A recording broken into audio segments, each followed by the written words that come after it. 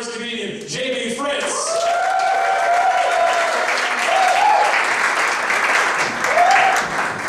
So I had some magic happen at the office this week. I got called in to meet with my HR manager because apparently a number of employees had let her know that, well, I say the word murder a lot at work. I didn't know I was doing that. No. And if you're ever in a similar situation, let me give you some advice. Perhaps don't do what I did, which is follow up with this statement. Barbie, I think we can both agree that not all employee turnover is negative turnover. You've got some expendable motherfuckers in this office. Yeah, that is a written warning, pretty much, solidly every time.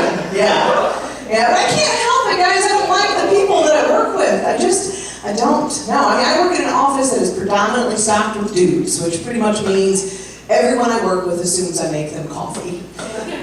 It's the 1950s in St. Louis, so that's what's happening. Right, now I want to be clear, I don't make them coffee, but what I do make is a crock pot filled with meatballs and barbecue sauce and laxatives for every single office potluck. Yeah. It warms my heart when I see one of them walk by with a murder ball on a toothpick. Eat up, gentlemen. Eat up. What's that, Phil? Oh, the sauce tastes a little off? That's just cumin, fucking eat it.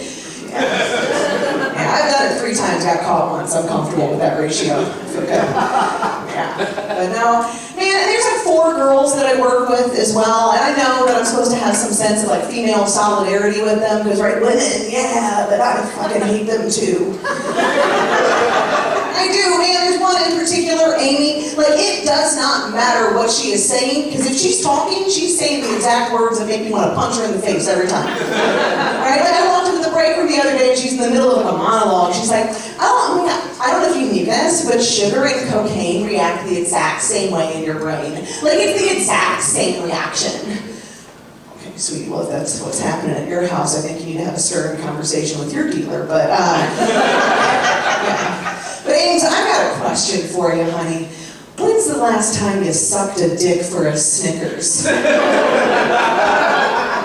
think that's the difference every time. Yeah. So, yeah, I get written up quite a bit. That's what we do. That was a final written warning. It was delightful. But, yeah, so I am dealing with the fact that I am not young anymore. Yep, I know I'm not, and this is how. Doing what I do, I walk into bars and clubs every single night. And I watch as every single man in that room just solidly doesn't look up. I mean, right now, I got a beer in the back next to all the comedians, completely unattended. No fears of getting roofied. This shit is secure. I mean, I'm not saying I want anything to happen, but shit'd be nice to have some concerns. Hashtag almost me too encouragement. I take that.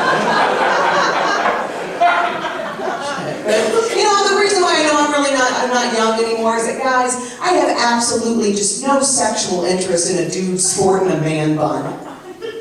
You've seen that though, right? Like, he's always like a super tall, thin guy. Thin not because he's athletic, but because he's a fucking vegan. Walking around talking about urban farming. Meanwhile, he's got a librarian's bun right on the top of his head. And eventually he's going to take that down and he's going to do the Pantene Pro V hair commercial hair shake. That shit's just not masculine enough to make me think I need to take my clothes off. That's not true. That would totally work if somebody wanted to throw that at me. Like, I would like guaranteed pick that shit up, right? But you know, let's just be honest with ourselves. Anybody who is young enough to think a man bun is a decent hairstyle, he's got no interest in fucking me. So, you know, just know your lane, right? Know your lane, right? Me, it is divorced dads. They love me. I got myself a really good one right now. Like, his ex-wife fucked him up proper. He's got some wicked low standards, guys. I am thankful for Angie every day. So, my sister doesn't trust me to babysit, which is smart, because I always come home with some sort of awful story I'm not supposed to have. And the last time, Honestly, we were just at Target getting some groceries, right? And this kid makes a beeline for this Thomas the Train display, and I don't really know what Thomas the Train is, but it's like a train that has like train friends. It's Thomas and Percy and Lucy and Joseph and the fucking Beatles on it or whatever. The kid, he sees this. He's like, oh, Jamie, can I get one of those trains?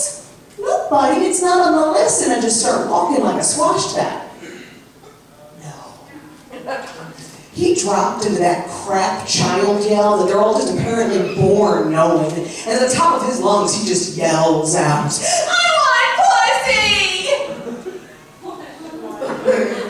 Apparently someone doesn't know how to pronounce Percy correctly. That's absolutely wonderful to discover in the store together today at this moment. Oh God. And I just start dragging him deliberately out of the toy aisle, and he keeps screaming at the top of his lungs,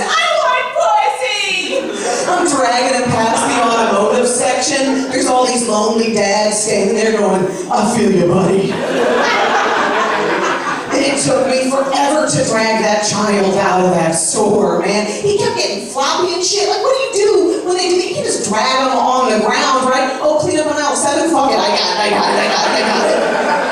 Eventually, I get him out to the car, and a cop took notice to us, so he followed us out, and I'm trying to, stuff him in the car, and he is resisting me really effectively like a cat that doesn't want to go to the vet, right? And I'm trying to stuff him in there, and he just yells out of nowhere, you're not my mom! Get the fuck in the car! Get the fuck in the car!